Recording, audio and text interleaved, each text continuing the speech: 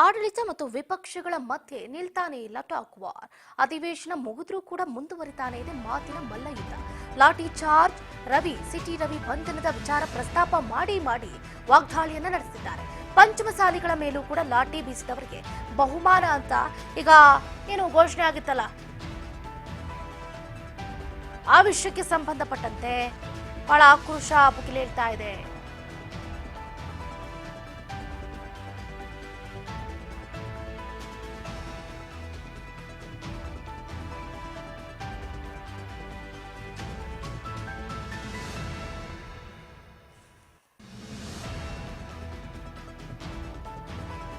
ಪಂಚಮಸಾಲಿಗಳ ಮೇಲೆ ಲಾಠಿ ಬೀಸಿದವರಿಗೆ 10,000 ರೂಪಾಯಿ ಬಹುಮಾನ ಘೋಷಿಸಿದ ಲಿಂಗಾಯತ ವಿರೋಧಿ ಕಾಂಗ್ರೆಸ್ ಸರ್ಕಾರ.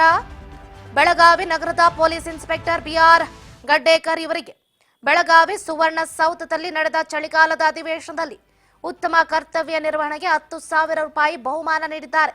ಇದು ಬಸನಗೌಡ ಪಾಟೀಲ್ ಯತ್ನಾಳ್ ಅವರು ಮಾಡಿರುವಂತಹ ಟ್ವೀಟ್.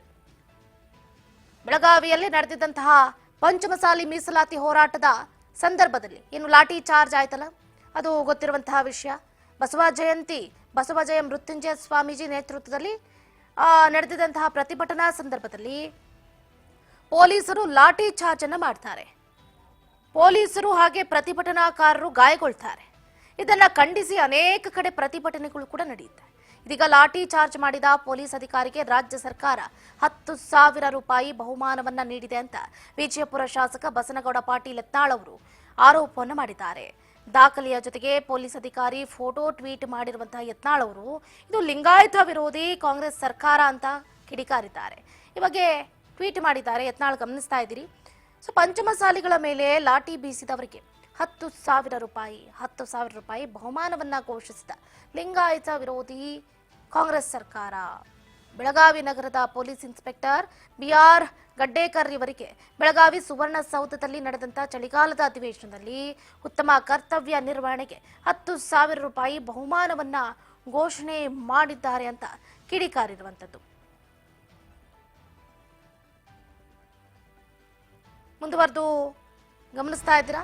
ಪ್ರತಿಭಟನಾಕಾರರನ್ನ ಹತ್ತಿಕ್ಕೋದಕ್ಕೆ ಖುದ್ದು ಎಡಿಜಿಪಿ ಶ್ರೇಣಿಯ ಅಧಿಕಾರಿ ಫೀಲ್ಡ್ಗೆ ಇಳಿದದ್ದು ಬಹುಶಃ ಇದೇ ಮೊದಲ ಬಾರಿ ಅನ್ಸುತ್ತೆ. ತಾವು ಮಾಡಿದ್ದು ಸರಿ ಅಂತ ಸಮಜಾಯಿಷಿ ಕೊಡ್ತಿದ್ದಾರೆ.